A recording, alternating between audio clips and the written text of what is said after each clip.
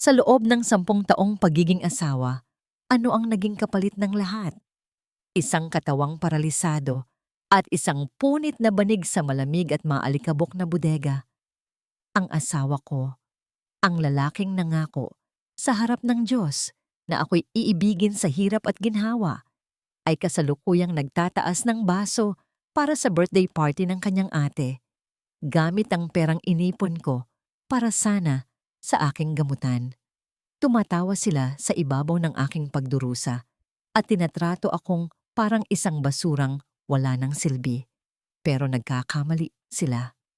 Ang mga luhang papatak mula sa aking mga mata ngayong gabi ay hindi matutuyo sa lupa, kundi magiging isang malakas na baha na lulunod sa kanilang kaplastikan. Ngunit bago ang lahat, kailangan ko munang mabuhay sa gabing ito. Leandro, hanggang kailan natin titiisin ang lumpo mong asawa dito sa sala? Tingnan mo nga, para tayong may inaalagaang bangkay na humihinga pa. Ilipat mo na siya sa bodega sa likod. Kailangan ko ang kwartong ito para sa mga bagong bag at sapatos na binili ko. Iyon ang unang boses na sumalubong sa akin pagkagising ko mula sa mahabang pagkakahimbing. Ang matinis at walang pusong boses ni Mirabel. Ang aking hipag ay humiwa sa katahimikan ng umaga. Walang magandang umaga, walang tanong kung kumusta na ako, kundi puro reklamo at pagkasuklamang agad na bumungad sa akin. Nakaupo ako nang walang kibo sa aking lumang wheelchair sa isang sulok ng malawak na sala. Nakapatong sa aking hita ang paboritong mapusyaw na asul na polo shirt ni Leandro. Ang aking mga kamay, na ngayoy nanginginig at butot balat na lamang, ay pilit na isinusuot ang sinulid sa maliit na butas ng karayom. Sinusubukan kong ikabit muli ang natanggal na butones ng kanyang damit. Umaasa sa isang musmos na pangarap na kapag nakita niya ang maliit na pag-aalagang ito, maaalala niya ang asawang matiyagang nagsilbi sa kanya sa loob ng 10 taon.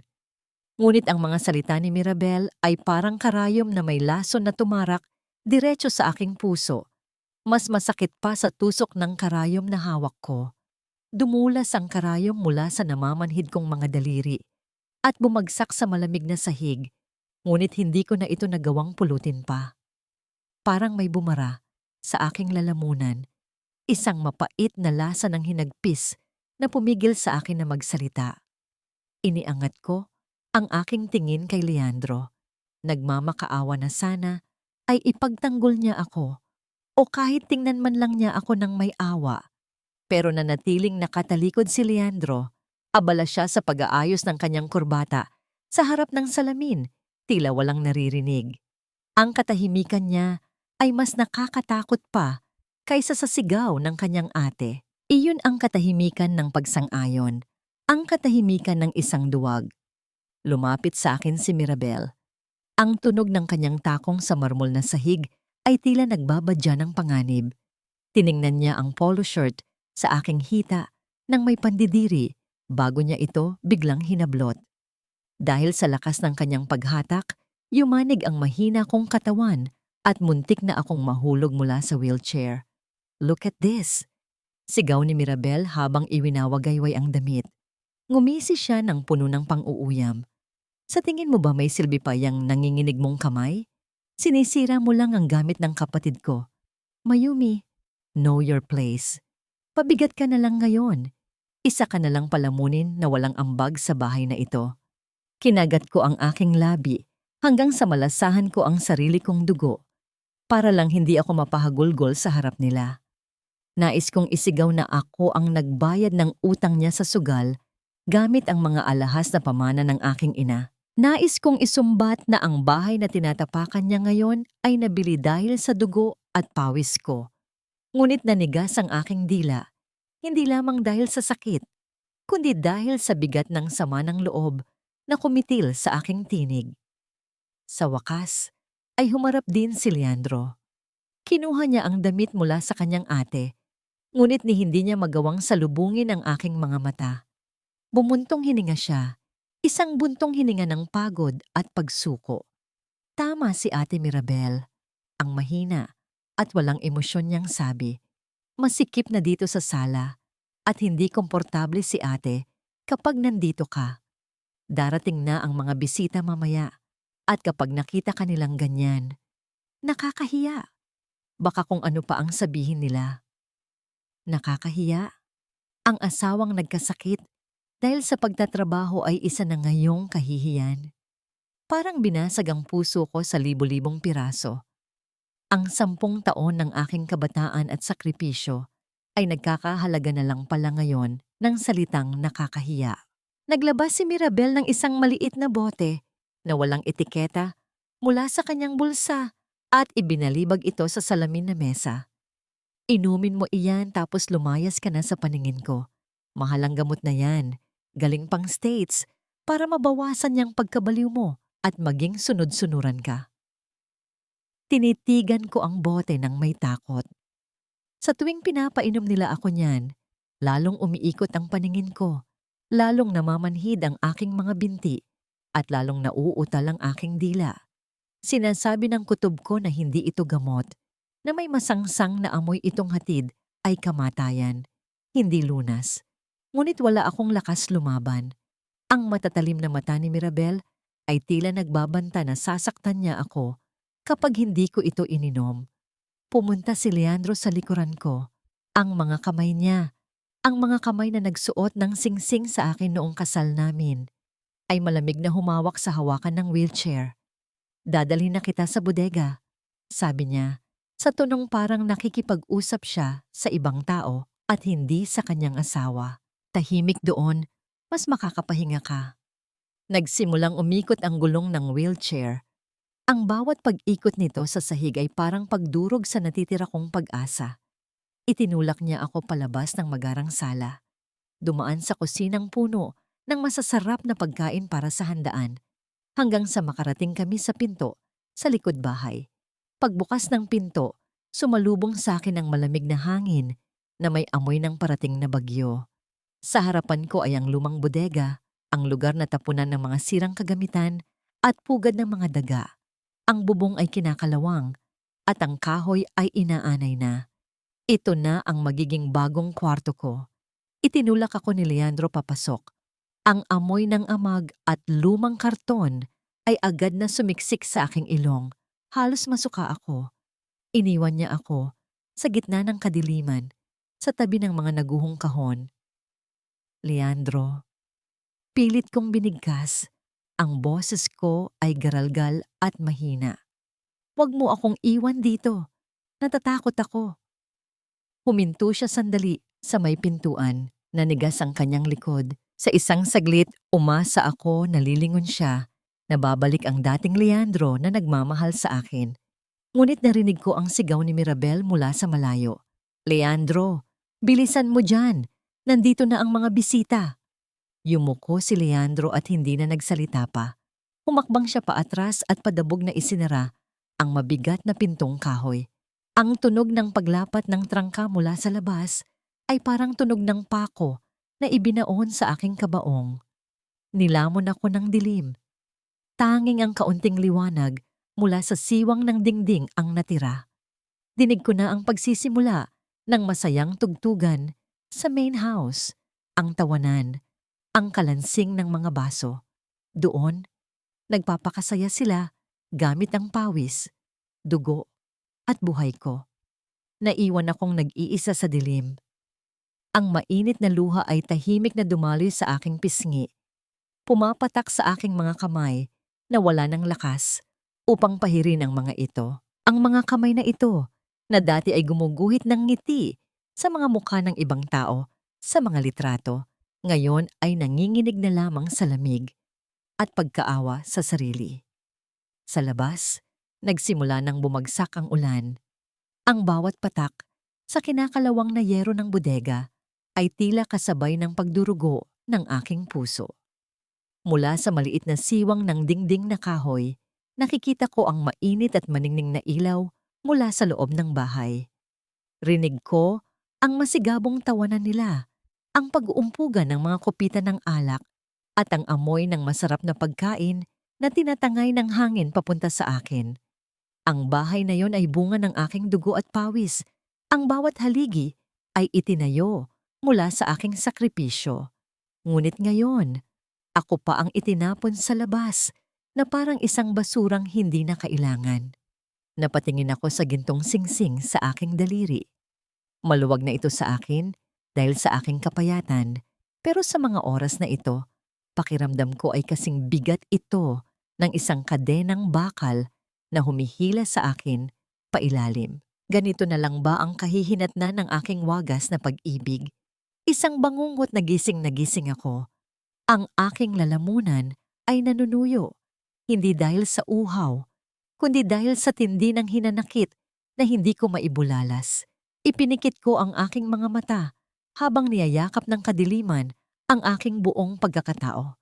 Isang tanong ang paulit-ulit na umaalingaw-ngaw sa aking isipan, mas malakas pa sa dagundong ng kulog sa kalangitan. Sa dinami-dami ng bagyo na sinuong ko para sa kanya, bakit ako pa ang naiwan sa ulan? Ang ingay ng masigabong tugtugan at tawanan mula sa main house ay tumatagos sa manipis at inaanay na dingding ng bodega. Tila sadyang ipinaririnig sa akin upang ipamukha ang aking kinasadlakang miserable. Habang sila ay nagpapakasasa sa mamahaling alak, lechon at init ng bawat isa, ako naman ay nakaupo sa dilim, nanginginig sa ginaw habang ang ulan ay nagsisimula nang bumagsak ng malakas sa bubong na yero. Ang bawat patak ng ulan ay may kasamang tunog ng pangungulila. Napatingala ako nang maramdaman ko ang malamig na tubig na tumulo mula sa butas ng bubong at pumatak sa aking noo. Uhaw na uhaw ako. Ang lalamunan ko ay parang disyerto na ilang araw nang hindi nakakatikim ng tubig. Wala silang iniwan na kahit isang baso para sa akin. Sa sobrang desperasyon, ipinosisyon ko ang aking nanginginig na kamay sa ilalim ng tumutulong tubig ulan, sinahod ang bawat patak at dinala ito sa aking mga labi. Mapait ang lasa ng kalawang, ngunit ito lang ang bumubuhay sa akin ngayon. Biglang bumukas ng dahan-dahan ang pinto ng bodega. Isang manipis na sinag ng ilaw ang pumasok mula sa hardin, kasunod ang isang maliit na anino na pamilyar sa akin. Nanay? Ang tinig na yon, ang matamis, inosente, ngunit garalgal na tinig ng aking anak, ang nagpabilis ng tibok ng puso ko. Si Ligaya. Pumasok siya ng patago. Bitbit ang isang pinggan na natatakpan ng tissue. Nang makita ko siya sa ilalim ng aandap-andap na liwanag ng kidlat, halos madurog ang puso ko. Ang aking 5 taong gulang na anak, na dapat sana ay nakasuot ng magandang bestida at nakikipaglaro sa mga bisita bilang anak ng may-ari ng bahay, ay nakasuot ng lumang t-shirt na sobrang laki sa kanya. Nakilala ko agad ang damit. Iyon ang aking lumang pambahay na ginupit ng pabaya para magkasya sa kanya. Ang buhok niya ay magulo at ang kanyang mukha ay may bahid ng uling. Ligaya, anak ko. Bulong ko. Pilit na inaabot ang aking mga kamay sa kanya kahit masakit ang bawat kalamnan. Lumapit siya agad at ipinatong ang pinggan sa aking kandungan. Kumain na po kayo, nanay. Itinago ko po ito habang hindi nakatingin si Tita Mira. Sorry po, puro buto na lang ng manok ang natira. Pero may kaunti pa pong cake. Tiningnan ko ang pagkain ng may panlalabo ng paningin. Mga buto ng manok na halos wala ng laman. At isang piraso ng cake na tila kinagatan na ng iba bago itinapon. Ito ang pagkain ng aso, hindi ng tao. Pero ang anak ko, ang aking munting anghel, ay itinuturing itong ginto para lang mapakain ng kanyang ina. Ikaw, anak, kumain ka na ba? Tanong ko habang hinahaplos ang kanyang pisngi na tila mas pumayat kaysa noong huli ko siyang nakita bago ako nakaratay. Umiling siya at yumuko upang itago ang kanyang mga mata. Sabi po ni Tita Mira, kakain lang daw po ako kapag natapos ko ng labhan ang mga mantel na ginamit sa party. Marami pa po eh. Masakit na po ang kamay ko sa pagkukusot. Pakiramdam ko ay sinaksak ako ng libu-libong punyal sa dibdib. Ang anak ko, ang tagapagmana ng lupang kinatitirikan ng bahay na ito, ay ginawang alila ng sarili kong hipag. At si Leandro?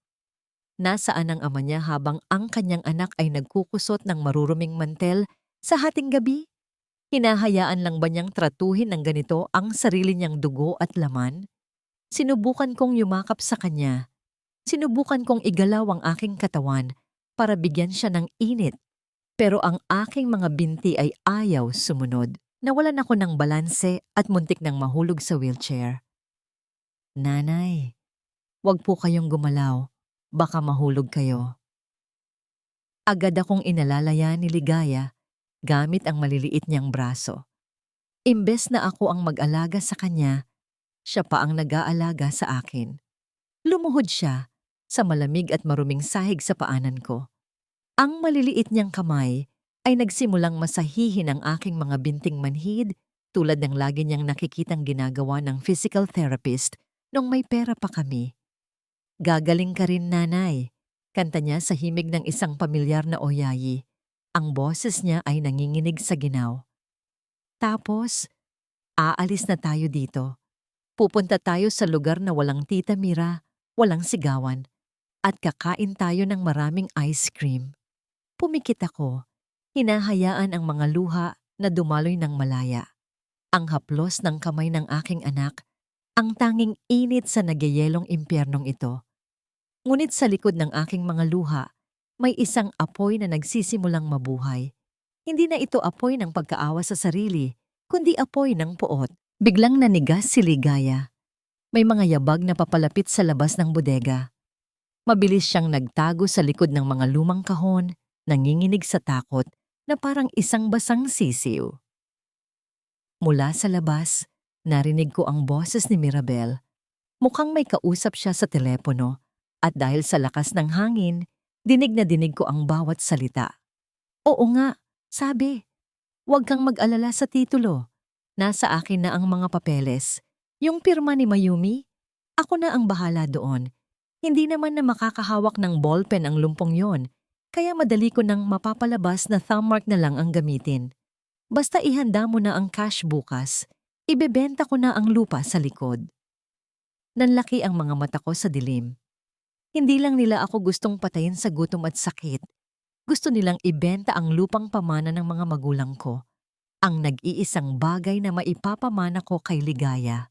Umalis na si Mirabel. Ang tunog ng kanyang takong ay palayo na ng palayo pabalik sa main house. Lumabas si Ligaya mula sa pinagtataguan niya. Mukhang takot na baka mahuli siya. Nanay, aalis na po ako. Baka hinahanap na ako ni tita para sa labada. Bulong niya at akmang tatayo na. Sa sandaling iyon, kumidlat ng malakas at ang liwanag ay tumama sa braso ni Ligaya na bahagyang nahubaran ng manggas. Natigilan ako. Hinawakan ko ng mahigpit ang kanyang pulso at hinila siya palapit sa akin kahit na kumirot ang aking balikat sa puwersa. Anak, ano ito? Sa maputi at pinunyang balat, may 3 bilog na sugat, pula, nagnanaknak, at mukhang sariwa pa. Ang balat sa paligid nito ay sunog. Alam ko ang itsura ng sugat na ito. Nakita ko na ito sa mga kamay ng mga adik sa kanto. Ito ay galing sa upos ng sigarilyo.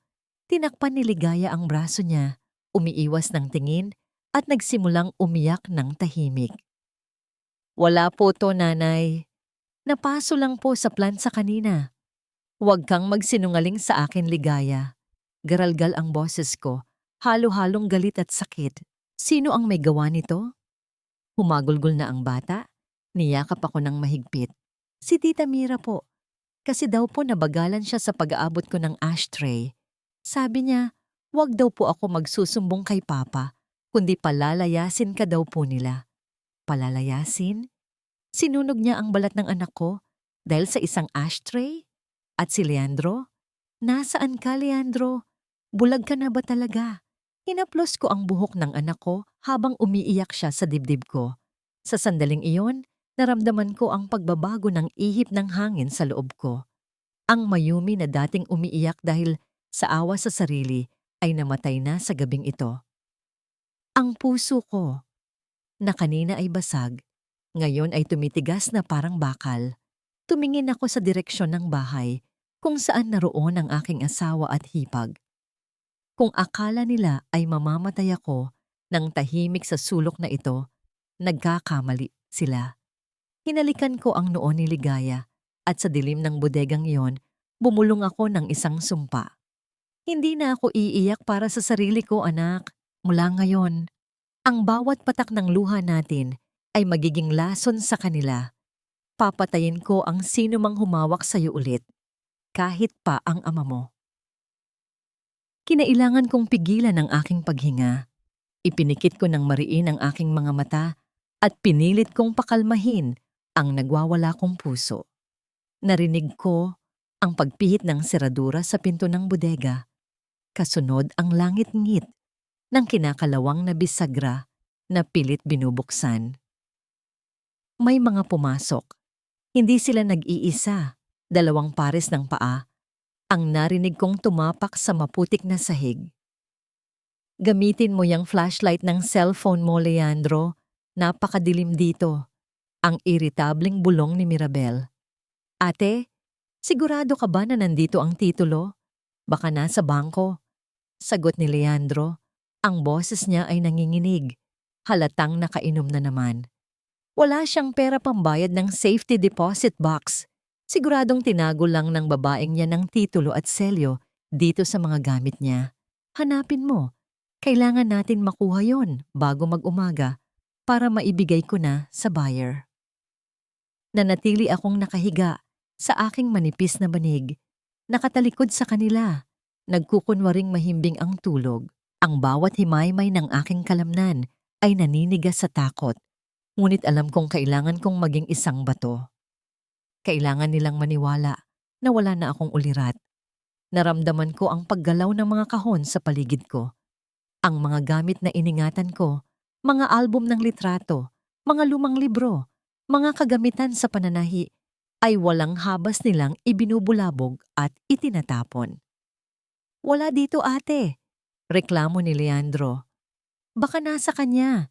Baka nasa ilalim ng unan niya. Naramdaman ko ang mabibigat na hakbang na papalapit sa akin. Ang amoy ng mamahaling pabango ni Mirabel ay humalo sa amoy ng amag. Isang nakasusukang kombinasyon.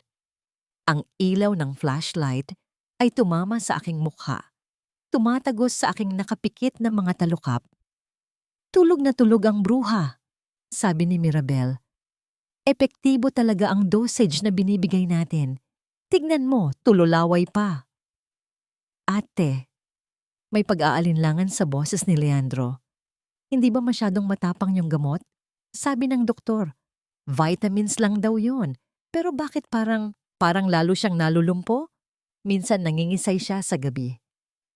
Ang mga salitang iyon ay parang kidlat na tumama sa aking utak. Vitamins? Tumawa ng mahina si Mirabel. Isang tawa na walang bahid ng awa. Tanga ka ba, Leandro? Kung vitamins yon, edi lumakas na yang asawa mo at pinalayas na tayo dito. Neuroblockers yon. Pampasira ng nerves, pampabaliw. Unti-unti niyan tinutunaw ang utak niya para maging gulay siya habang buhay. Kapag naging mentally incapacitated na siya, ako na ang legal guardian. Tayo na ang hahawak sa lahat ng ari-arian niya nang walang kahirap-hirap. Sa sandaling iyon, kung kaya ko lang bumangon at sakalin siya, ginawa ko na. Ang sakit ko, ang pagkaparalisado ko. Hindi ito parusa ng Diyos, hindi ito sakit, ito ay pagpatay. Ang sarili kong pamilya ay nilalason ako araw-araw sa loob ng sarili kong pamamahay. Pero ate, krimen yan. Krimen. Ang pagiging mahirap ang krimen, Leandro. Gusto mo bang bumalik sa pagtitinda ng isda sa palengke? Kung ayaw mo, manahimik ka at sundin mo ako. Speaking of which, gisingin mo siya ng kaunti. Painumin mo ng isa pa. Masyado pa siyang matino kanina nung tinignan ako. Kailangan tuliro siya bukas, pagdating ng notaryo, para mapapirma ako siya. Naramdaman ko ang kamay ni Leandro sa balikat ko. Niyuyugyog ako ng marahas. Mayumi. Mayumi. Gising. Nagkunwari akong umungol. Iminulat ko ang aking mga mata nang bahagya.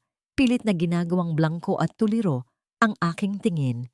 Nakita ko ang mukha ni Leandro sa itaas ko, ngunit wala akong nakitang pagmamahal doon. Tanging takot at kasakiman. Inumin mo ito, utos ni Mirabel. Isinusubo sa bibig ko ang isang mapait na tableta at tinapatan ng baso ng tubig. Para yan sa sakit ng ulo mo. Wala akong nagawa, kundi buksan ang aking bibig. Inilagay niya ang tableta sa dila ko at pinainom ako ng tubig. Lunukin mo! Sigaw niya. Lumunok ako. Pero hindi ang gamot. Ginamit ko ang huling lakas ng dila ko para itago ang tableta sa ilalim ng aking dila, sa gilid ng aking pisngi, habang nilulunok ko lang ang tubig. Isang teknik na napanood ko sa mga pelikula na hindi ko akalaing gagamitin ko para sa sarili kong buhay. Good girl, ngisi ni Mirabel. Tinapik-tapik pa ang pisngi ko nang may pangiinsulto. Matulog ka na ulit. Managinip ka ng masama.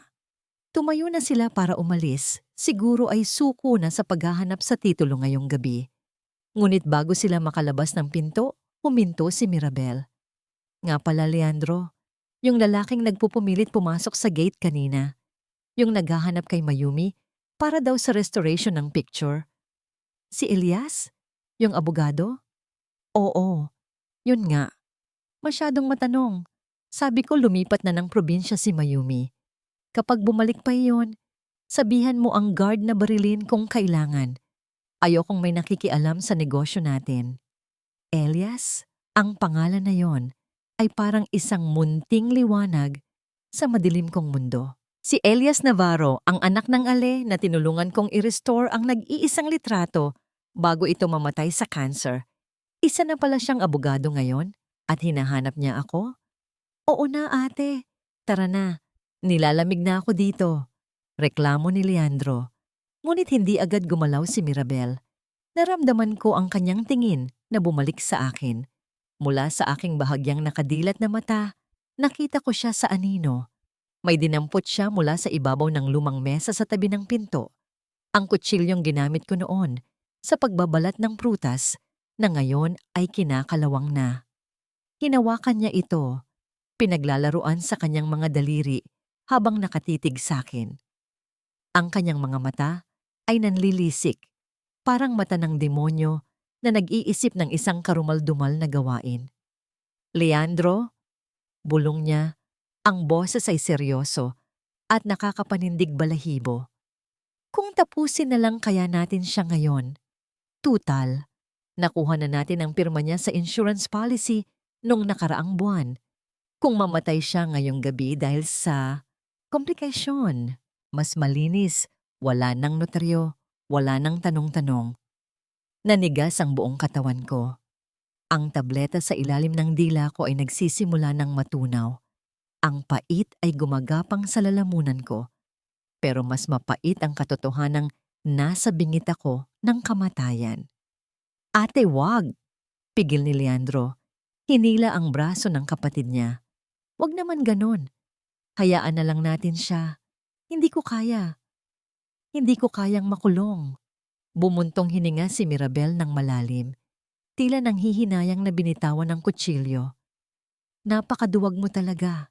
Sige, hayaan muna natin siya ngayong gabi. Pero kapag naging sagabal pa siya bukas, ako mismo ang maglilibing sa kanya. Lumabas na sila at muling isinara ang pinto. Narinig ko ang pag-lock ng pa-lock.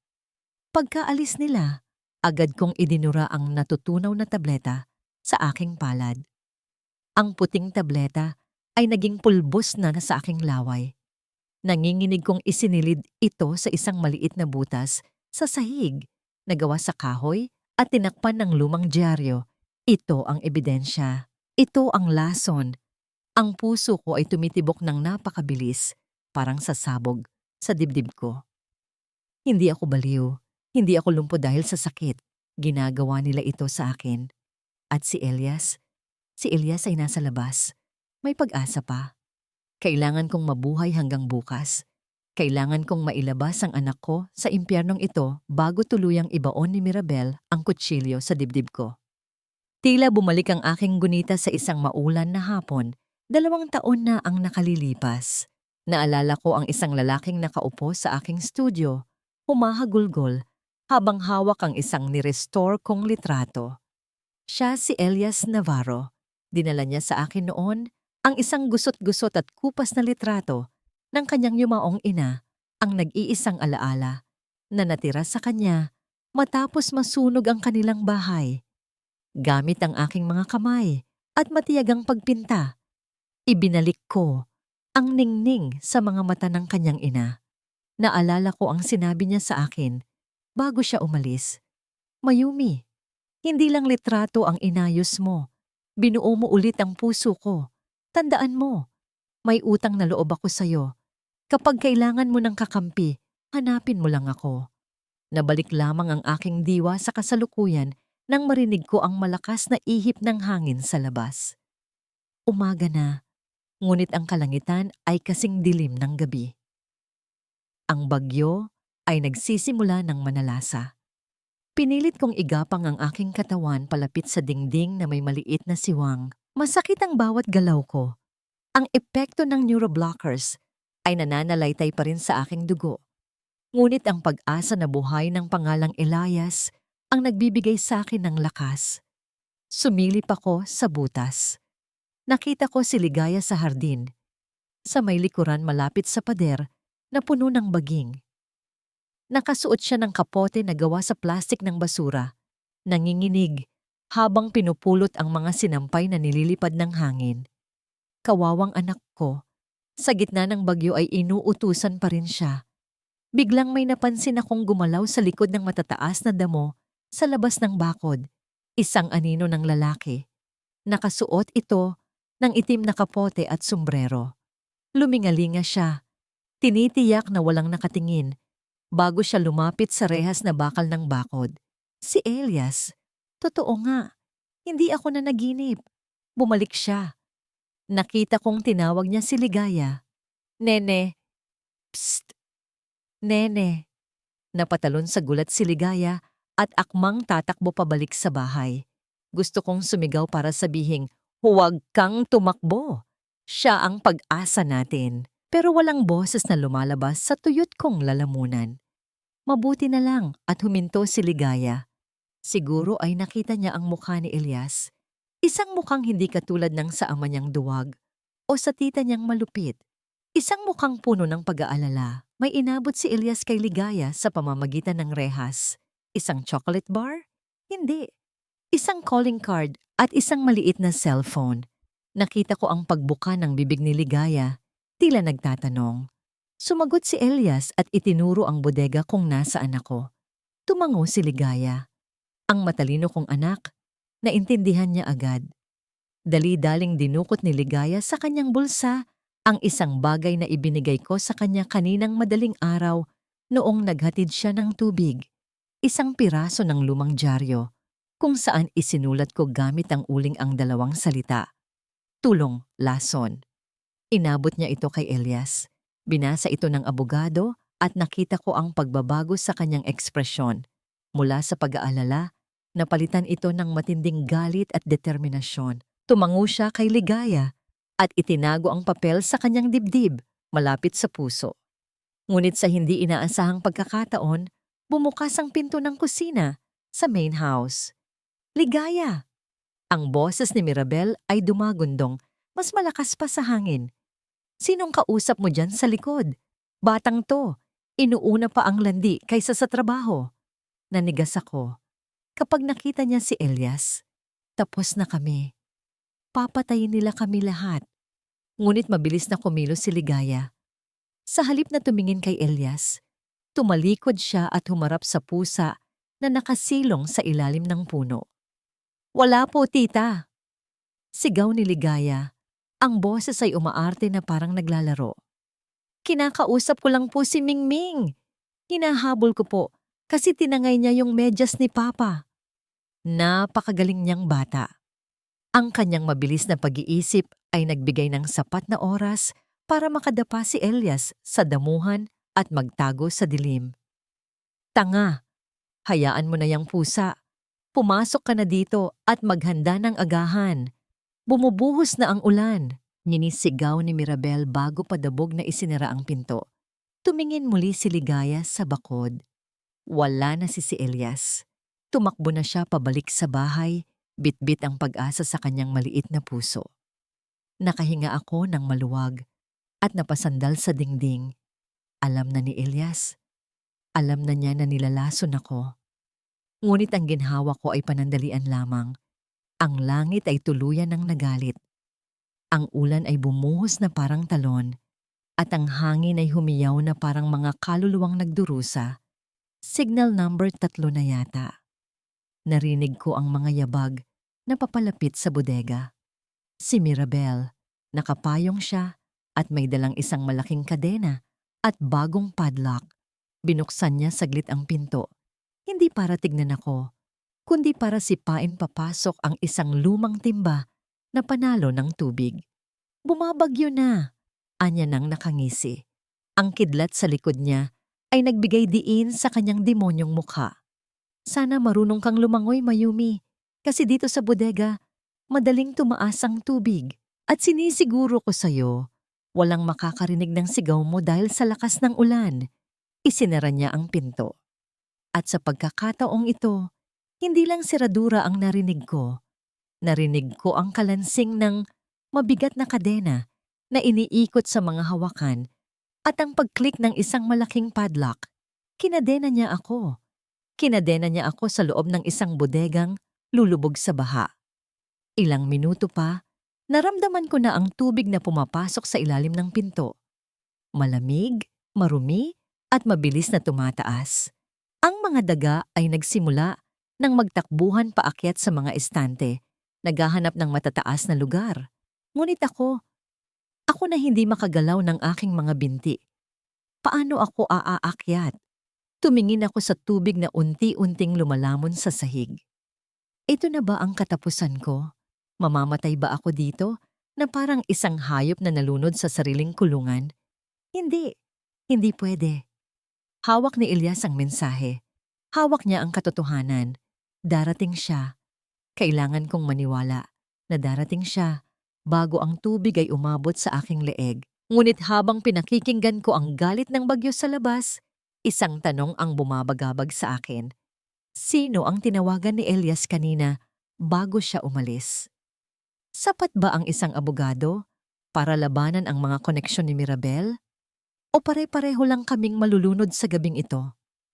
Ang tubig ay umabot na sa aking dibdib. Malamig, maitim, at puno ng amoy ng lupa at dumi. Ang bodega ay naging isang tangke ng kamatayan. Ang bawat paghampas ng hangin sa yero ay parang hiyaw ng mga demonyong naghihintay na kunin ang aking kaluluwa. Sinubukan kong itaas ang aking ulo para makahinga.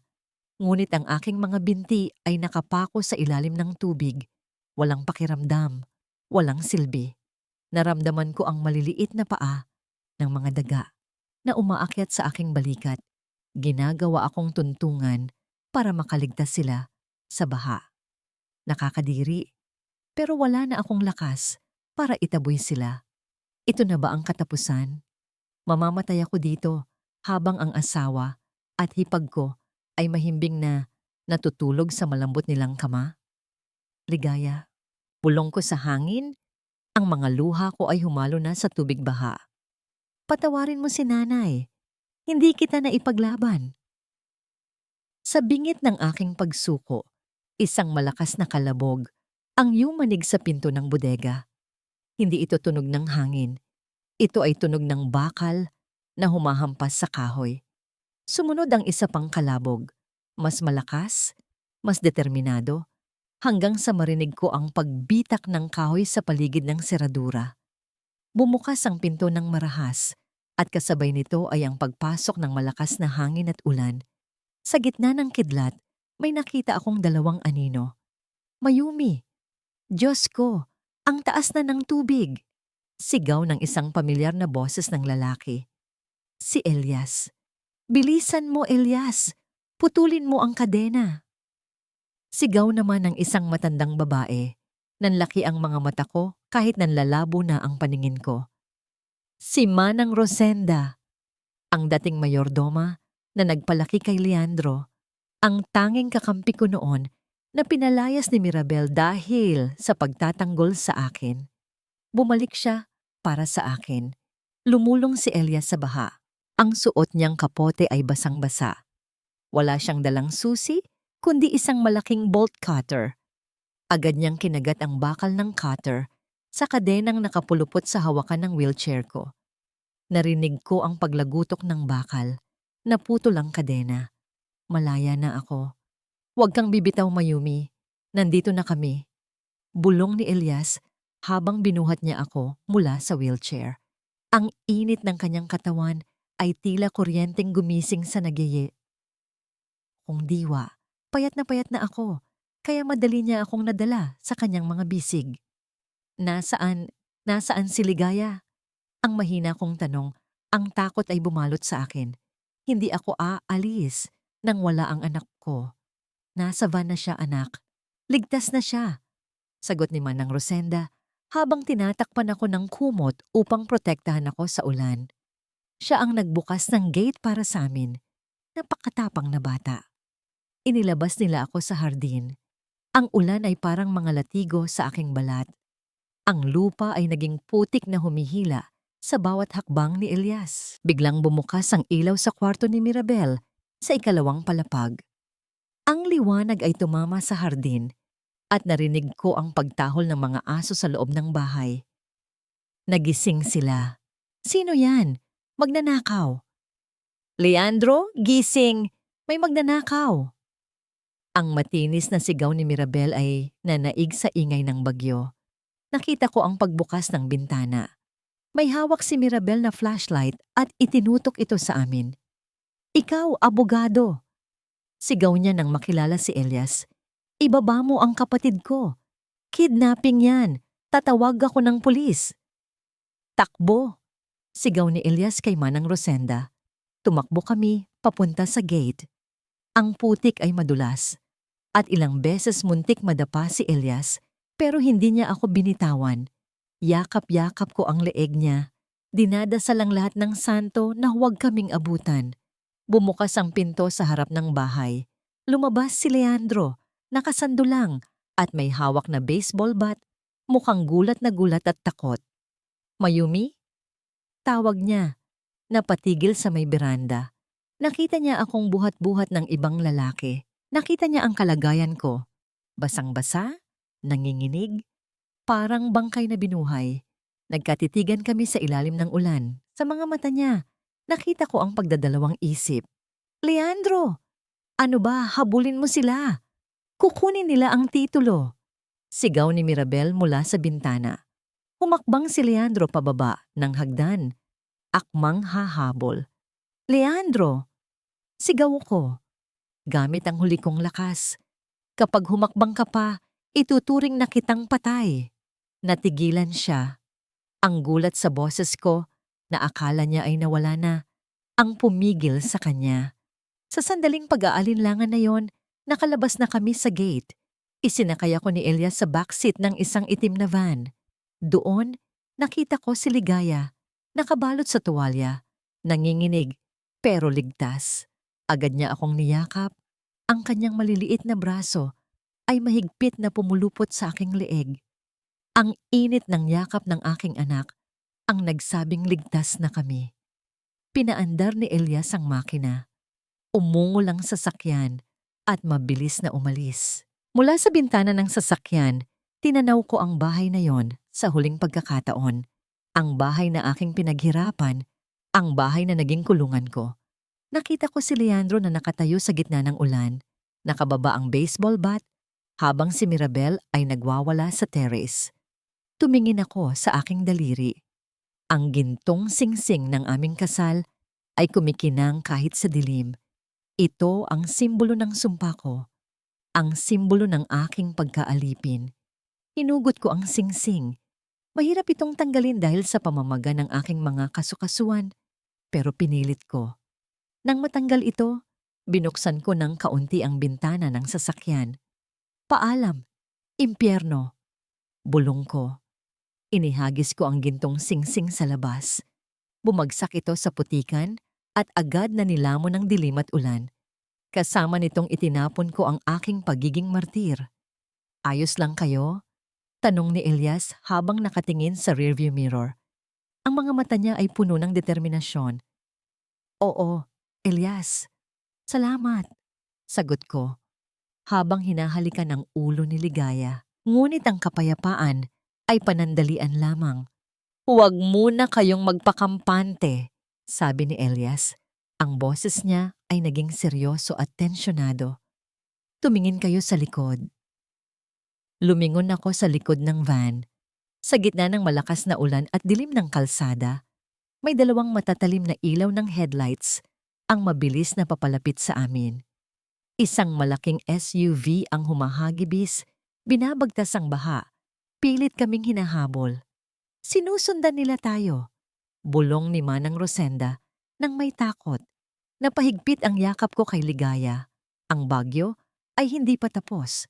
Ang digmaan ay nagsisimula pa lamang. Ang kalayaan ay hindi isang himala na nangyayari sa isang kisap mata. Ito ay isang digmaan na kailangang ipanalo araw-araw. Lumipas ang 1 taon mula noong gabing iyon ng bagyo. Nakatira kami ngayon sa isang lumang rest house sa probinsya na pagmamay-ari ng pamilya ni Elias. Ligtas dito, malayo sa polusyon ng Maynila at malayo sa mga matang mapanghusga. Ang paligid ay payapa, punong-puno ng mga puno ng mangga at santol. Ngunit sa loob ng kwartong kinaroroonan ko, ang bawat araw ay isang impyerno ng pagsisikap. Ang unang 3 buwan ang pinakamahirap. Habang unti-unting nawawala ang laso ng neuroblocker sa aking sistema, dumanas ako ng matinding withdrawal. Nanginginig ang aking buong katawan na parang nilalamig sa lagnat, habang ang pawis naman ay tumatagaktak sa aking noo. Gabi-gabi akong binabangungot. Nakikita ko ang mukha ni Mirabel na tumatawa habang inaabutan ako ng lason o ang likod ni Leandro na naglalakad palayo habang sumisigaw ako ng tulong. Ngunit ang mas masakit kaysa sa bangungot ay ang katotohanan ng aking katawan. Ang aking mga binti ay parang 2 trosong walang pakiramdam. Mabigat, walang silbi. Kaya mo yan, Mayumi. Isa pa. Ang mahinahong boses ni Mana ng Rosenda ang gumagabay sa akin. Nasa makeshift therapy room kami. Nakahawak ako sa 2 bakal na baras na ipinagawa ni Elias. Pinipilit kong ihakbang ang kanang paa ko. Ang utak ko ay sumisigaw ng gumalaw ka. Ngunit ang paa ko ay ayaw sumunod. Bumitaw ang kamay ko sa baras dahil sa panghihina. Bumagsak ako sa sahig. Ang tunog ng aking tuhod na tumama sa matigas na kahoy ay umalingaw-ngaw sa kwarto. Ayoko na, sigaw ko, habang hinahampas ang sahig ng aking kamao. Ang luha ng frustration ay umagos sa aking mukha. Wala na tong silbi, Manang. Baldado na ako habang buhay. Paano ko maipaghihiganti ang sarili ko kung hindi ako makatayo? Agad na lumapit si Manang Rosenda para alalayan ako, ngunit pinigilan ko siya. Gusto kong damdamin ang sakit. Gusto kong parusahan ang sarili ko sa pagiging mahina. Sa gitna ng aking pag-iyak, narinig ko ang isang munting musika. Mula sa sala, tumutugtog si Ligaya sa isang lumang piano na nandoon na sa bahay. Hindi pa siya magaling. Pautal-utal pa ang nota ng Twinkle Twinkle Little Star, pero tumutugtog siya ng may ngiti. Lumingon ako at nakita ko siya sa pinto. Nakatingin siya sa akin, hindi nang may awa, kundi nang may pag-asa. Nanay, sabi ni Tito Elias, ang mga superhero daw, nadadapa muna bago lumipad. Sabi niya sa inosenteng tinig. Hihintayin kita, nanay, kahit gaano katagal. Ang mga salitang iyon ay parang malamig na tubig na ibinuhos sa aking nag-aapoy na galit. Para sa kanya, hindi para sa akin, kundi para sa kanya. Kung susuko ako ngayon, panalo na naman si Mirabel. Pinunasan ko ang aking luha gamit ang likod ng aking palad. Huminga ako ng malalim, iniipon ang lahat ng natitirang lakas sa aking kaluluwa. Tulungan mo ako, Manang. Bulong ko. Tatayo ako. Samantala, si Elias ay naging sandalan namin sa labas ng bahay. Halos araw-araw siyang bumibisita, dala ang mga dokumento at balita mula sa Maynila. Hindi siya naningil ng kahit piso. Ang sabi niya, ito ay kabayaran sa pagbubuo ko sa alaala ng kanyang ina noon.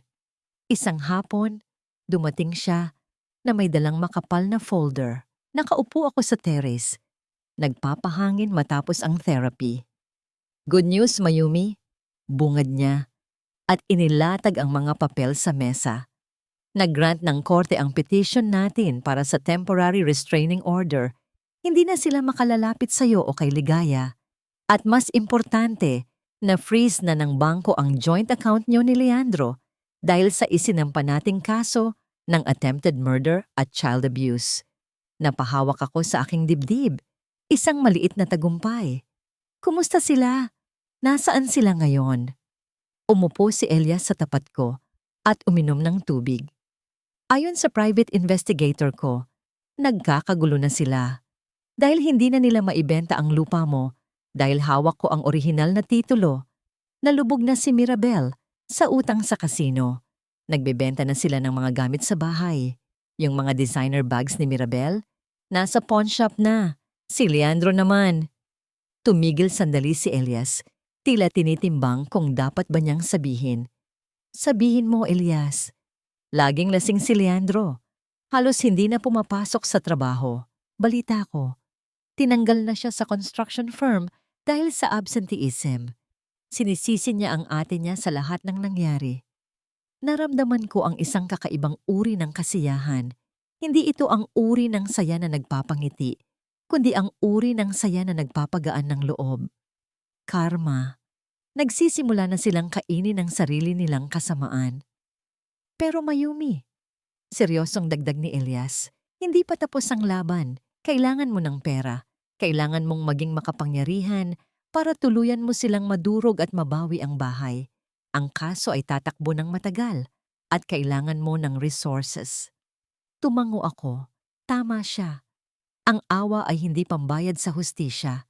Ang hustisya ay para sa mga may kakayahan. Tumingin ako sa aking mga kamay. Ang mga kamay na ito ay nanginginig pa rin, pero hindi na kasing lala ng dati. Kinuha ko ang isang paintbrush na nakapatong sa mesa. Handa na akong magtrabaho ulit, Elias. Sabi ko ng may determinasyon. Hanapan mo ako ng kliyente. Kahit sino. Kahit gaano kahirap na litrato, aayusin ko. Ngumiti si Elias at may inilabas siyang isang sobre mula sa kanyang bag. Inaasahan ko na sasabihin mo yan. Ito ay galing kay Doña Consuelo de Villa. Isa siya sa pinakamayamang pilantropo sa Makati. Ang litratong ito ay ang huling larawan ng yumaong asawa niya bago ito makomatose. Marami nang sumubok na ayusin ito, pero lahat sila nabigo. Kung magagawa mo ito, Mayumi, magbubukas ito ng mga pinto na hindi mo inaakala. Kinuha ko ang litrato. Lumana ito, punit sa gilid, at halos burado na ang mukha ng lalaki dahil sa water damage. Isang hamon. Isang imposibleng hamon para sa iba. Pero para sa akin, ito ay isang hagdan paitaas. Ipinatong ko ang litrato sa aking lap. Huminga ko ng malalim at dahan-dahang inilapag ang aking mga paa sa sahig. Manang, pakiabot ang walker. Utos ko. Inabot ni Manang ang walker. Kumapit ako dito. Ang sakit sa aking mga binti ay nandoon pa rin. Isang matalas na kirot na parang tinutusok ng karayom. Ngunit inisip ko ang mukha ni Mirabel noong tinawag niya akong lumpo. Inisip ko ang mukha ni Leandro na tumalikod sa akin. Itinulak ko ang aking katawan paitaas. Nanginginig ang tuhod ko, pero lumaban ako. 1, 2, 3. 3 hakbang. 3 hakbang na walang alalay maliban sa walker. Napasinghap si Elias. Napalakpak si Manang Rosenda habang tumutulo ang luha. Si Ligaya, na nanonood sa bintana, ay tumili sa tuwa. Nanay, naglalakad ka na. Nakatayo ako. Pawisan, nasasaktan, pero nakatayo. Tumingin ako kay Elias at sa unang pagkakataon, sa loob ng mahabang panahon, ngumiti ako. Isang ngiti na hindi naabot lang sa mata, kundi abot hanggang kaluluwa. Sabihin mo kay Doña Consuelo, ang matatag kong sabi, habang nakatayo sa sarili kong mga paa. Tinatanggap ko ang trabaho at sabihin mo sa kanya, hindi lang litrato ang kaya kong ayusin. Kaya kong ayusin ang kahit anong nasira, pati na ang sarili kong buhay. Ito na ang simula. Ang Mayumi na inaapi ay patay na. Ang babaeng nakatayo ngayon ay handa ng maningil. Ang amoy ng mamahaling pabango, champagne at mga sariwang bulaklak ang pumuno sa hangin ng malawak na bulwagan ng Manila Peninsula Hotel. Dati, ang tanging alam ko lang na amoy ay ang lansa ng isda sa palengke at ang amag ng bodega. Ngayon, nalalanghap ko na ang amoy ng tagumpay. Nakasuot ako ng isang itim na off-shoulder gown na gawa ng isang sikat na designer. Ang tela ay yumayakap sa aking katawan. Ipinapakita ang aking tikas na bunga ng ilang buwang puspusang therapy at ehersisyo. Wala na ang Mayumi na nakukuba sa bigat ng problema. Ang babaeng nakatayo sa gitna ng ballroom ay si Miss Alonso, ang tinaguriang reyna ng mga alaala sa alta sosyedad. Napakahusay ng iyong gawa, Mayumi. Bati ni Doña Consuelo, ang babaeng nagbukas ng pinto para sa akin sa mundong ito. Hawak niya ang isang baso ng wine habang nakatingin sa malaking easel sa gitna ng entablado. Doon nakatanghal ang obra na nagpabago sa aking buhay. Ang restored portrait ng kanyang yumaong asawa.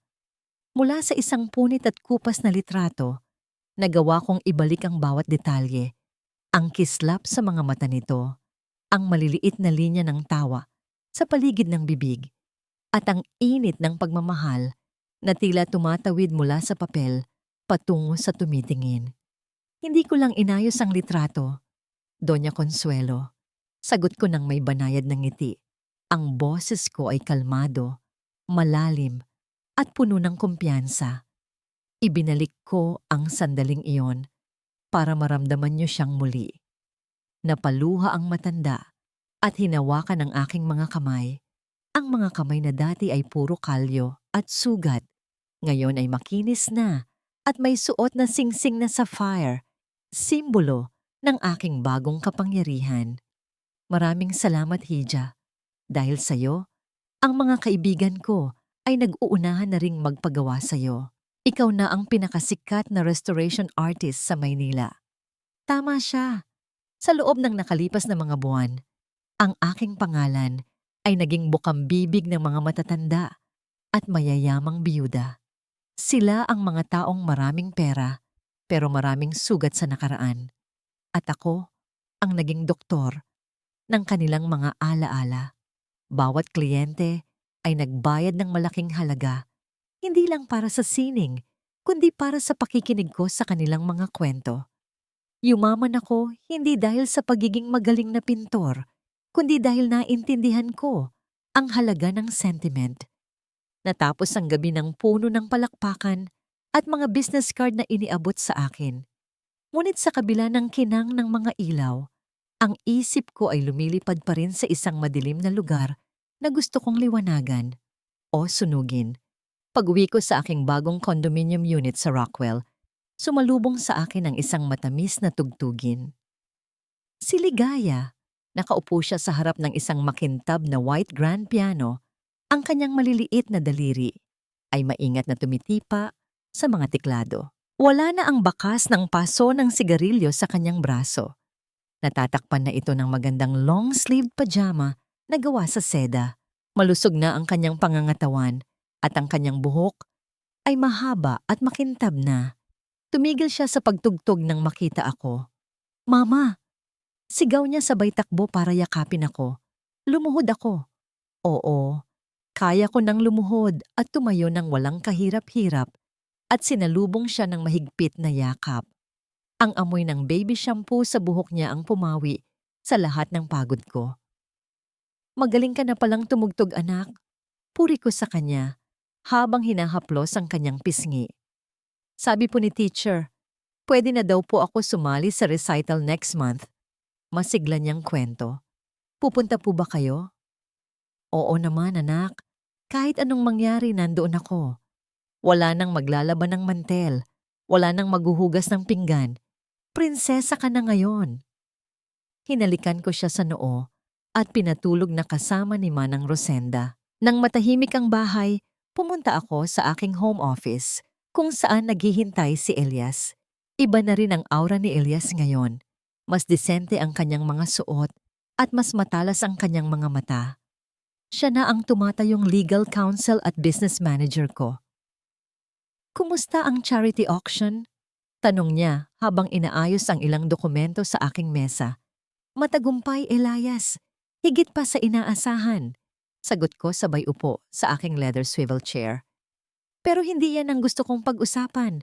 Anong balita sa kanila? Tumigil si Elias at tumingin sa akin ng seryoso. Inilapag niya ang isang folder sa harap ko. Good news at bad news. Depende kung paano mo titignan. Binuksan ko ang folder. Mga litrato, mga candid shots na kuha ng private investigator. Ang unang litrato ay kay Mirabel. Nasa labas siya ng isang pawn shop, nakikipagtalo sa security guard. Mukha siyang losyang, magulo ang buhok, at ang suot niyang damit ay halatang luma na. Naubos na ang pera ni Mirabel sa online sabong at kasino. Paliwanag ni Elias. Binenta na niya halos lahat ng gamit sa bahay niyo. Ang refrigerator, ang TV, pati ang mga jewelry ng nanay mo na ninakaw niya noon. Wala na. Kumuyom ang kamao ko, pero nanatili akong kalmado. At si Leandro, inilabas ni Elias ang isa pang litrato. Si Leandro, nakaupo sa gilid ng kalsada, may hawak na bote ng gin. Ang kanyang muka ay may mga pasa, at ang kanyang tiyan ay lumaki na dahil sa alak. Wala na ang tikas ng inirerespetong inhinyero. Tinanggal na siya nang tuluyan sa trabaho. Lasinggero na siya, Mayumi. Araw-araw silang nag-aaway ng ate niya. Nagsisigawan, nagbabatuhan ng gamit. Rinig na rinig daw ng mga kapitbahay ang sumbatan nila tungkol sa'yo. Sinusisi ni Leandro si Mirabel kung bakit nawala ka. At sinusisi naman ni Mirabel si Leandro dahil wala daw itong kwenta. Napangiti ako ng mapait.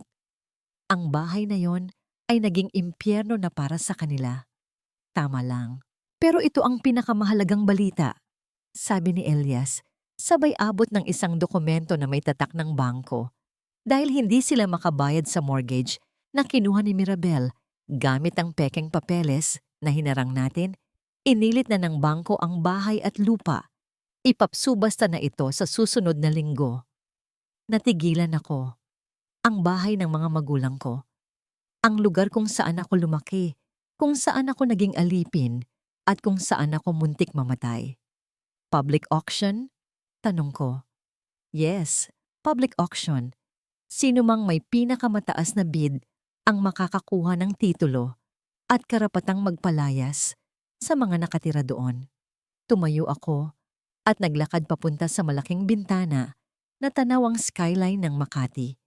Nakikita ko ang mga ilaw ng syudad, parang mga bituin na nasa lupa.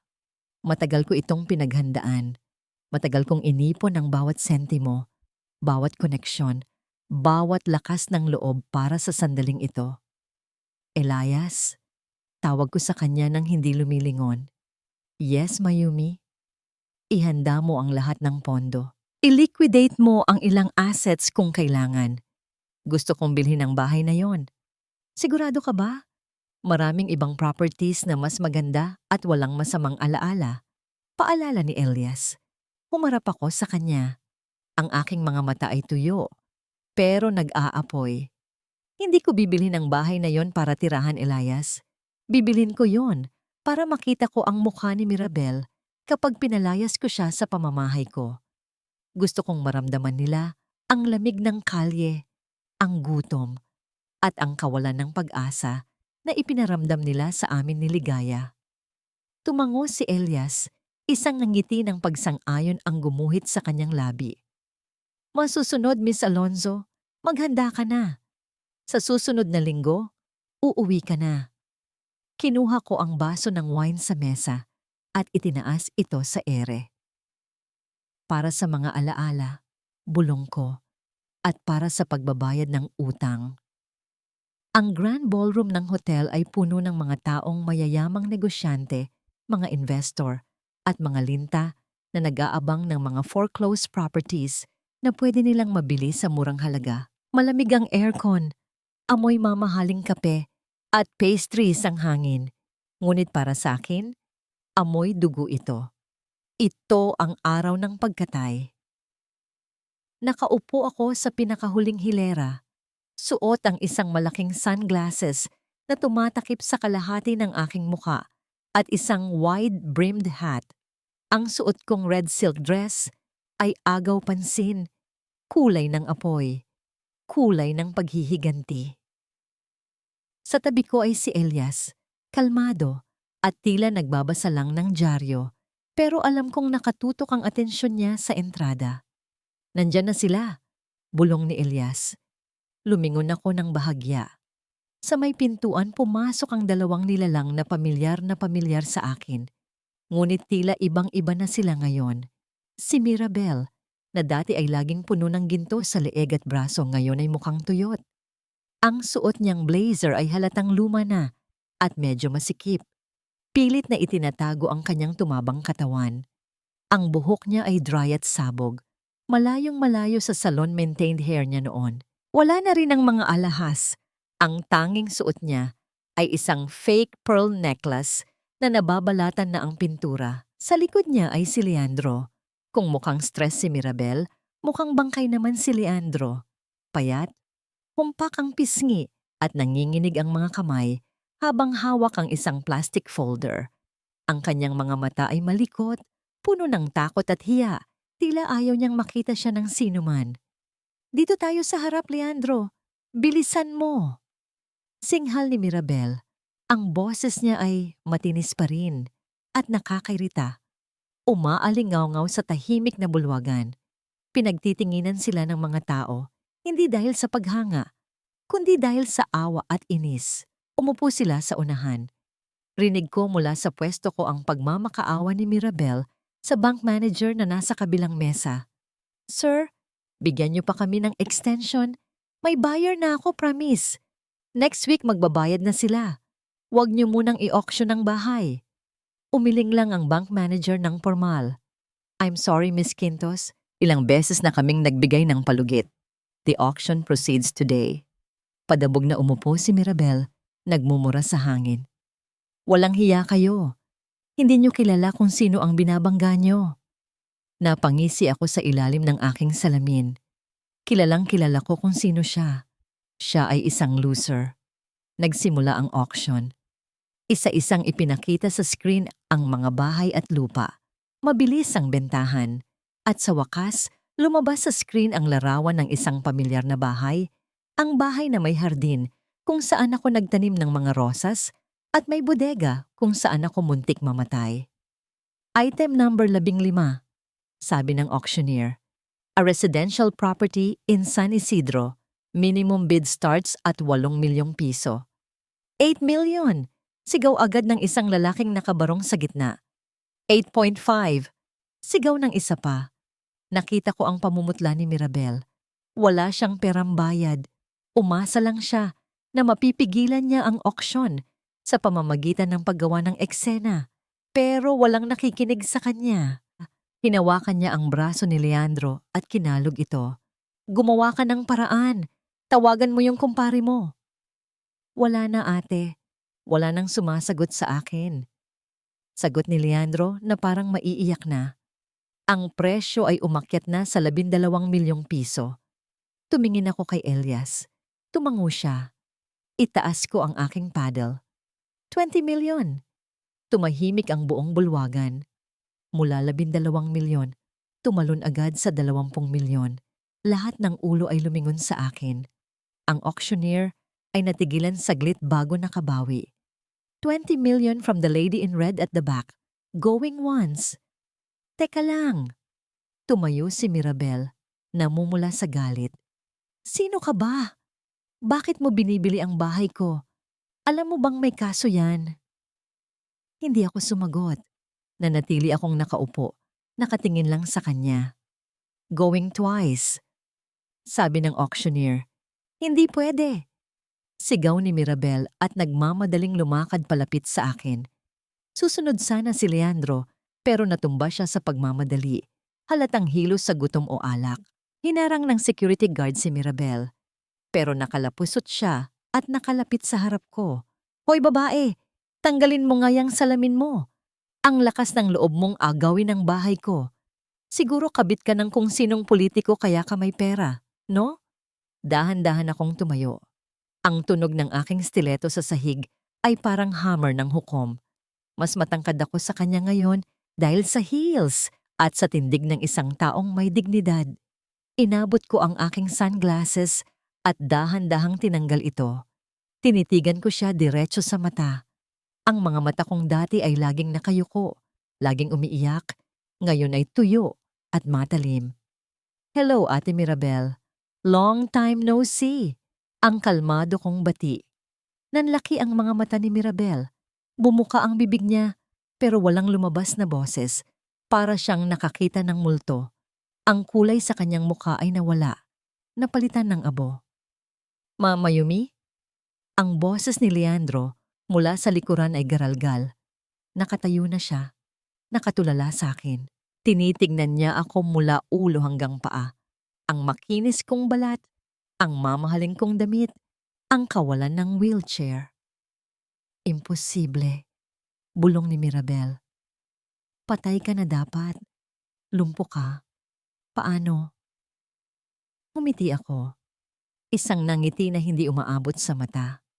Gulat na gulat ka yata? Akala mo ba nabulok na ako sa bodega kasama ng mga daga? Sold! To the lady in red for 20 milyong pesos. Sigaw ng auctioneer at ibinagsak ang gavel. Ang tunog na yon ay parang sampal sa mukha nilang dalawa. Narinig niyo yon? Tanong ko, habang humahakbang palapit kay Mirabel. Napaatras siya, nanginginig. Akin na ang bahay. Ibig sabihin, trespasser na kayo. Mayumi, lumapit si Leandro. Akmang hahawakan ako. Buhay ka. Salamat sa Diyos. Mahal ko. Alam kong babalik ka. Don't touch me, sabi ko nang mahina. Pero sapat para mapahinto siya. Tiningnan ko siya na parang isang basang aso sa kalsada. Wala kang karapatang hawakan ako. Ang Mayumi na asawa mo ay pinatay niyo na noong gabing yon. Pero asawa pa rin dong kita. Giit ni Leandro, nagpapakaawa. Mayumi, sorry na. Si ate lang naman ang may kasalanan ng lahat. Napilitan lang ako. Tumawa ako ng mahina. Napilitan? O duwag ka lang talaga? At correction, Leandro, hindi mo na ako asawa. Natanggap na ng abogado ko kanina ang annulment decision.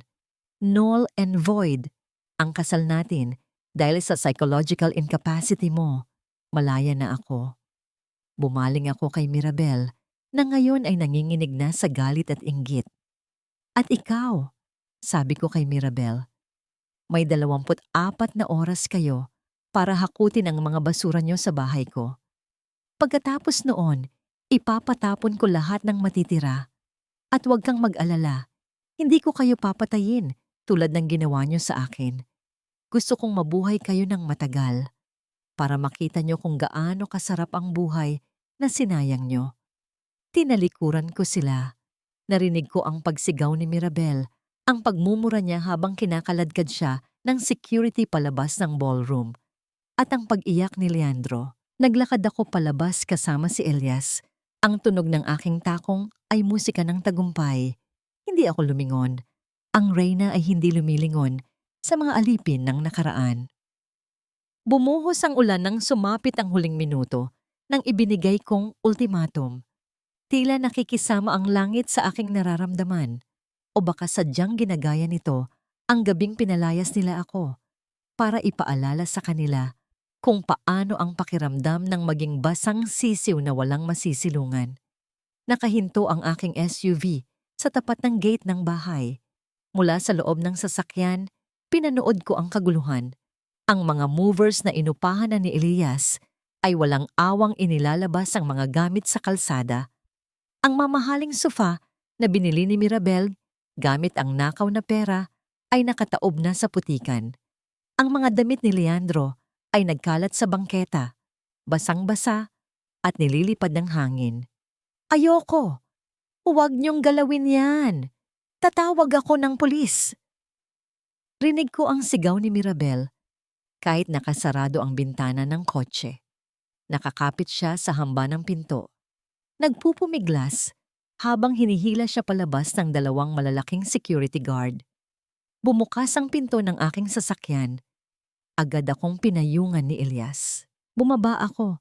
Ang aking boots ay tumapak sa semento ng may diin. Huminto ang lahat nang makita nila ako. Si Mirabel, na basang-basa na ang buhok at gusot ang damit, ay tumakbo palapit sa gate. Ang mukha niya ay puno ng galit at desperasyon. Walang hiya ka, Mayumi! Sigaw niya. Ang dura niya ay humahalo sa ulan. Hayop ka! Inagaw mo ang lahat sa amin! Magnanakaw! Hindi ako kumibo. Nanatili akong nakatayo sa ilalim ng payong. Tuyo, malinis, at hindi maabot ng kanyang dumi. Magnanakaw? Ulit ko ng mahina, pero sapat para marinig ng mga kapitbahay na nag-uusyoso na sa mga bintana. Sino ang nagnakaw ng titulo ng lupa? Sino ang nagnakaw ng alahas ng nanay ko? At higit sa lahat, sino ang nagnakaw ng kalusugan ko at kinabukasan ng anak ko? Biglang lumabas si Leandro mula sa tumpok ng mga basura sa kalsada. Mukha siyang pulubi. Ang mata niya ay namumula sa yak at alak. Lumusong siya sa baha at lumuhod sa harap ko. Niyayakap ang aking mga binti. Mayumi, mahal ko. Humahagulgol niyang sabi. Parang awa mo na. Papasukin mo kami. Kahit sa bodega lang. Kahit saan. Wala kaming mapupuntahan. Patawarin mo na kami. Tumingin ako sa kanya. Ang lalaking ito na dating tinitingala ko, ngayon ay nakadapa sa paanan ko. Naalala ko, noong ako ang nagmamakaawa sa kanya sa bodega. Naalala ko kung paano niya ako tinalikuran. Hinila ko ang aking paa mula sa kanyang pagkakayakap na tila may dumikit na dumi sa aking sapatos. Naaalala mo ba, Leandro? Tanong ko sa kanya. Noong nagmamakaawa ako sa'yo, na huwag mo akong iwan sa dilim? Ang sabi mo, nakakahiya ako. Ngayon, tignan mo ang sarili mo. Sino ang nakakahiya? Napilitan lang ako. Takot ako kay ate. Katwiran niya, pilit isinisisi sa iba ang kanyang kahinaan. Ang takot ay hindi rason para maging demonyo, Leandro. Malamig kong sagot. Akmang susugurin ako ni Mirabel. Ang kanyang mga kuko ay nakaamba sa mukha ko. Papatayin kita! Papatayin kitang lumpo ka! Ngunit bago pa siya makalapit, isang sirena ng pulis ang umalingaw-ngaw sa buong subdivision. 2 police mobile ang humarang sa kalsada. Bumaba ang mga unipormadong pulis at agad na pinalibutan si Mirabel. Miss Mirabel Quintos? Tanong ng hepe. Inaaresto ka namin sa bisa ng warrant of arrest para sa kasong frustrated murder at violation of RA 7610 o Child Abuse Law.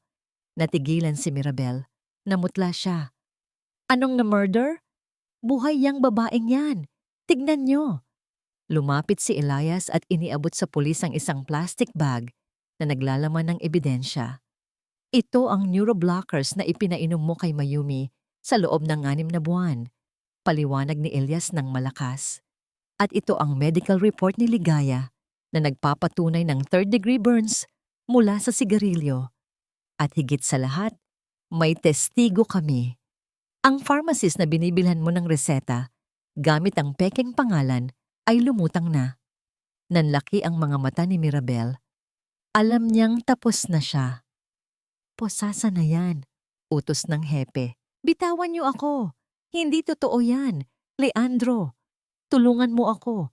Sabihin mo sa kanila na wala akong kasalanan. Sigaw ni Mirabel habang pinipilipit ang kamay niya sa likod at nilalagyan ng posas.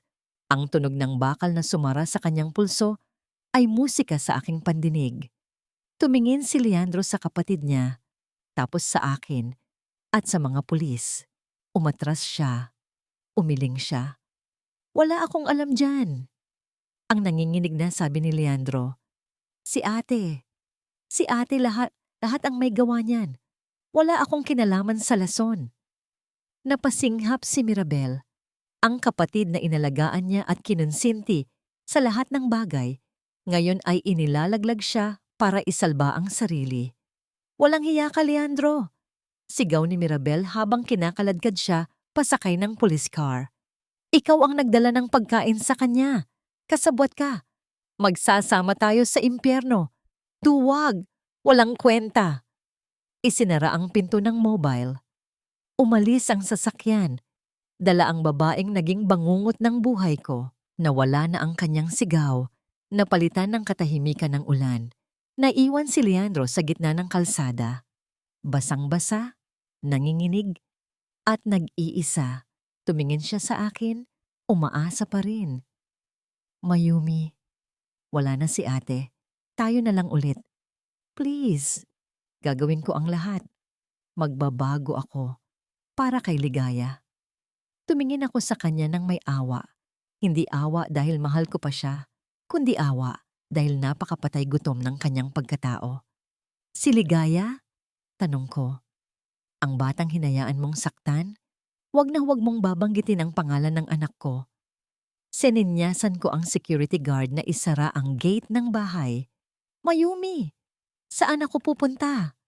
Sigaw ni Leandro habang unti-unting sumasara ang bakal na gate sa pagitan namin. Hindi ko alam, Leandro. Sagot ko habang tumatalikod. Subukan mo sa bodega. Baka may daga pa doon na tatanggap sa'yo. Mayumi! Isinara ng guard ang gate. Ang tunog ng lock ay nagsilbing tuldok sa aming kwento. Naglakad ako pabalik sa porch ng bahay. Tumingala ako sa bahay na ngayon ay akin na. Wala na ang amoy ni Mirabel. Wala na ang bakas ni Leandro. Huhugasan ng ulan ang lahat ng dumi sa labas. At bukas, sisikat ang araw sa isang tahanang pagmamay-ari ko na ng buo. Pumasok ako sa loob at isinara ang pinto. Iniwan si Leandro sa labas, sa ulan, sa dilim, sa lugar kung saan ako dating naroon. Ang gulong ng palad ay umikot na. At sa pagkakataong ito, ako naman ang nasa itaas. Lumipas ang 3 buwan mula nang maaresto si Mirabel. Ang balita ay naging laman ng mga dyaryo at social media sa loob ng ilang linggo. Ang kwento ng Cinderella na naghiganti sa kanyang malupit na hipag. Ngunit tulad ng lahat ng chismis, humupa rin ang ingay.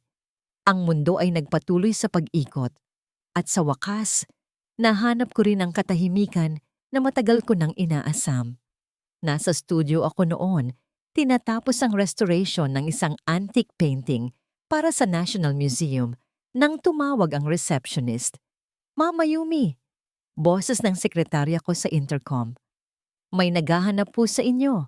Mr. Leandro Quintos daw po. Pinapaalis na po namin ng security pero ayaw po niyang umalis hanggat hindi kayo nakakausap. Mukhang may sakit po siya. Natigilan ng kamay ko sa pagpipinta. Leandro. Ang pangalan na dati ay nagpapabilis ng tibok ng puso ko sa kilig at kinalaunan ay sa takot. Ngayon, wala. Isang blangkong pakiramdam na lang. Papasukin mo siya. Sagot ko ng mahinahon. Bumukas ang pinto. Pumasok ang isang lalaking halos hindi ko na makilala. Kung noong huli kaming nagkita sa ulan, ay mukha siyang pulubi. Ngayon ay mukha na siyang patay na naglalakad. Naninilaw ang kanyang balat at mata. Senyales ng liver cirrhosis dahil sa labis na pag-inom. Ang kanyang damit ay maluwag sa kanyang nangangayat na katawan. Ang dating makisig na engineer, ngayon ay anino na lang ng kanyang sarili. Umupo siya sa silyang nasa tapat ng aking mesa. Nanginginig ang kanyang mga kamay habang nilalaro ang laylayan ng kanyang kupas na polo. Mayumi, bati niya. Ang boses ay mahina at garalgal. Salamat, at hinarap mo pa ako. Hindi ako ngumiti. Hindi ko rin siya sinigawan. Tinitigan ko lang siya gamit ang mga matang nakakita na ng impyerno at nakabalik. Anong kailangan mo, Leandro? Tanong ko. Pera? Pambayad sa ospital? Umiling siya ng marahan. Hindi. Alam kong hindi mo ako bibigyan at wala na rin akong mukhang ihaharap para humingi. Nandito ako para magpaalam. Napataas ang kilay ko. Malubha na ang kalagayan ko. Patuloy niya habang kumikislap ang luha sa kanyang maputla at naninilaw na mga mata. Ayon sa doktor, limitado na ang panahon ko. Humina na ang aking katawan. Wala na rin akong matatawag na pamilya. Si Ate Mirabel haharap sa mahabang kaparusahan at ako'y mag-iisang haharap sa mga darating na araw sa isang pampublikong silid ng gamutan. Huminga siya ng malalim, tila hirap na hirap sa bawat sandali. Gusto ko lang humingi ng tawad, Mayumi. Hindi dahil umaasa pa akong bumalik ka. Alam kong hindi na maaari iyon. Gusto ko lang bitawan ang bigat na matagal kong dinadala. Patawarin mo ako. Alam kong naging mahina ako. Alam kong hinayaan kong madala ako sa pasya ng iba. Pero maniwala ka, minahal kita sa abot ng aking kaya. Tinitigan ko siya. Nakita ko ang katapatan sa kanyang mga mata. Totoo ang kanyang pagsisisi, ngunit malinaw din sa akin na ito'y dumating lamang nang wala na siyang matakbuhan. Ang kanyang pag-amin ay bunga ng pagkakadapa, hindi ng matagal na paninindigan. Tahimik akong tumayo at naglakad papunta sa bintana, dala ang bigat ng isang katotohanang hindi na mababago. Tumanaw ako sa labas, sa hardin kung saan naglalaro si Ligaya, kasama ang bago niyang golden retriever. Masaya siya, malaya. Alam mo ba kung ano ang pinakamasakit na ginawa mo sa akin, Leandro? Tanong ko nang hindi lumilingon. Yung hinayaan kong saktan ka ni ate? Sagot niya. Hindi. Humarap ako sa kanya. Ang pinakamasakit ay yung katotohanang kaya mong manood. Si Mirabel ang may hawak ng kutsilyo, oo. Siya ang nagbigay ng lason. Pero ikaw ang nakatayo sa gilid. Nakikita ang unti-unting pagpatay sa akin at sa anak mo, pero wala kang ginawa. Ang kasamaan ni Mirabel ay maingay, pero ang kasamaan mo, Leandro, ay tahimik. At ang katahimikan mo, ang muntik ng pumatay sa pag-asa ko. Yumuko si Leandro, humahagulgol na parang bata. Patawad, patawad. Lumapit ako sa kanya at inilapag ang isang brown envelope sa mesa. Ano to? Tanong niya. Pinupunasan ang sipon at luha. Kopya yan ng Final Decree of Annulment, sagot ko. At sa loob niyan may tseke. Sapat na halaga para mabigyan ka ng maayos na libing kapag dumating ang oras. Nagulat siya. Tumingin siya sa akin na parang hindi makapaniwala. Bakit? Pagkatapos ng lahat ng ginawa namin sa'yo. Ngumiti ako ng tipid. Isang ngangiti ng tunay na paglaya. Dahil hindi ako katulad niyo, Leandro. Hindi ako demonyo. At higit sa lahat, ginagawa ko ito para kay Ligaya. Ayokong lumaki ang anak ko na isipin niyang tinapakan ng nanay niya ang tatay niya nung nakadapa na ito. Gusto kong maalala niya na ang nanay niya ay nagkaroon ng awa kahit sa taong hindi karapat-dapat. Dahan-dahang inabot ni Leandro ang envelope. Nanginginig ang kamay niya. Pinapatawad na kita, Leandro, sabi ko. At naramdaman ko ang pagluwag ng kung anong mabigat sa dibdib ko. Pinapatawad kita, hindi para gumaan ang pakiramdam mo, kundi para gumaan ang pakiramdam ko. Ayoko nang dalhin ang bigat ng galit ko sa'yo. Gusto ko nang maging masaya ng buo. Salamat. Salamat, Mayumi. Umiiyak niyang sabi. Pero, dugtong ko nang madiin. Ang pagpapatawad ay hindi paglimot at hindi rin ito imbitasyon para bumalik ka sa buhay namin. Ito na ang huling beses na magkikita tayo. Huwag ka nang magpapakita kay Ligaya. Hayaan mo na siyang maalala ka bilang isang ama na nasa malayo kaysa makita kanyang wasak at magtanong siya kung bakit. Tumango si Leandro. Alam niyang ito ang tamang gawin. Tumayo siya ng hirap na hirap, niyakap ang envelope sa kanyang dibdib na parang kayamanan. Paalam ba, Mayumi? Napakabuti mo. Hindi ako naging karapat-dapat sa'yo kahit kailan. Tinalikuran niya ako at naglakad palabas ng pinto. Pinanood ko ang bawat hakbang niya, mabigat, paika-ika, palayo. Ang lalaking dati kong mundo, ngayon ay isa na lamang tuldok, napapalayo, nang papalayo hanggang sa tuluyan ng mawala sa pagsara ng pinto. Huminga ako ng malalim. Ang hangin sa kwarto ay tila naging mas presko. Wala na ang galit, wala na ang sakit. Ang natira na lang ay kapayapaan. Bumalik ako sa aking painting. Kinuha ko ang brush at isinawsaw sa matingkad na kulay. Itinuloy ko ang pagpipinta, hindi para ayusin ang luma, kundi para gumawa ng bago. Lumipas ang 5 taon. Ang hardin na dati ay pinamumugaran ng damo at putik. Ang lugar kung saan ako at si Ligaya ay tumakas sa gitna ng bagyo ay isa ng paraiso ng mga sunflower at orchids. Wala na ang lumang bodega. Ipinagiba ko ito at sa pwesto nito ay nakatayo na ngayon ang isang glass pavilion na nagsisilbing aking art studio. Nakaupo ako sa veranda, humihigop ng mainit na tsaa habang pinapanood ang pagsikat ng araw. Ang sinag nito ay tumatama sa aking mukha, hindi na nakakapaso, kundi nagbibigay ng init at liwanag. Mula sa loob ng music room, narinig ko ang mahusay na pagtugtog ng piano. Si Ligaya, na ngayon ay 10 taong gulang na, ay tumutugtog ng Clair de Lune. Napakapino ng kanyang mga daliri, napakaamo ng kanyang mukha.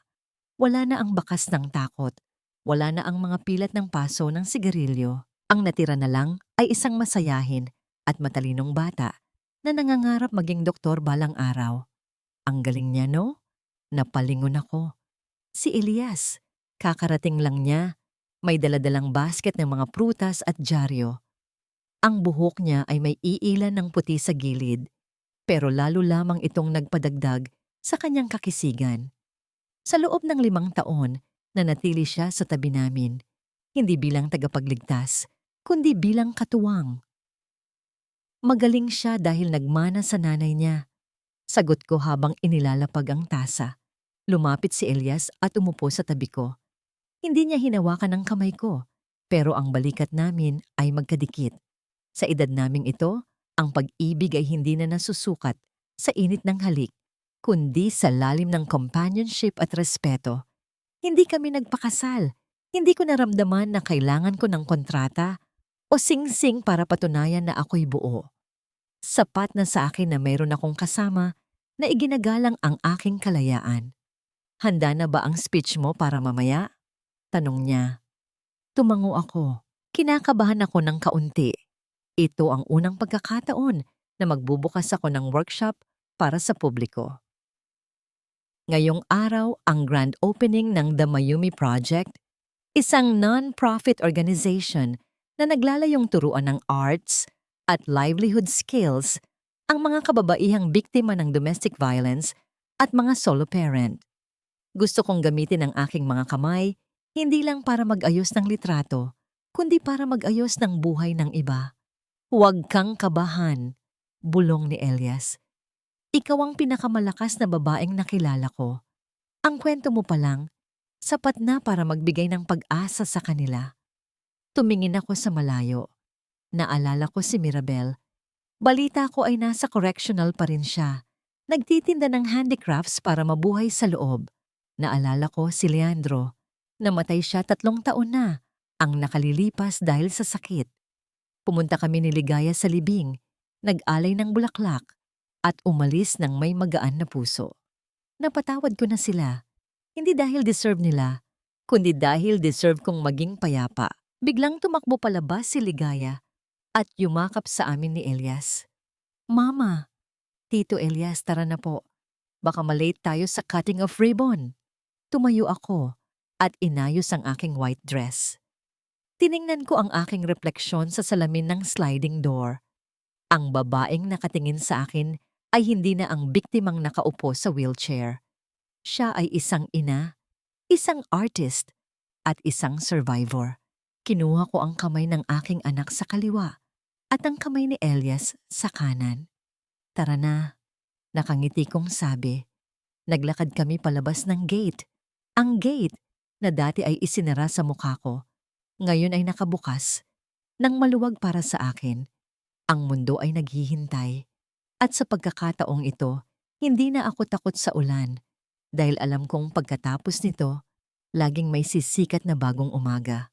Dati, ang trabaho ko ay mag-restore ng mga lumang litrato, pilit na ibinabalik ang ganda ng nakaraan. Pero ngayon, napagtanto ko na ang pinakamagandang obra maestra ay hindi ang nakaraan na inayos, kundi ang kasalukuyan na binuo mula sa pagmamahal at tapang.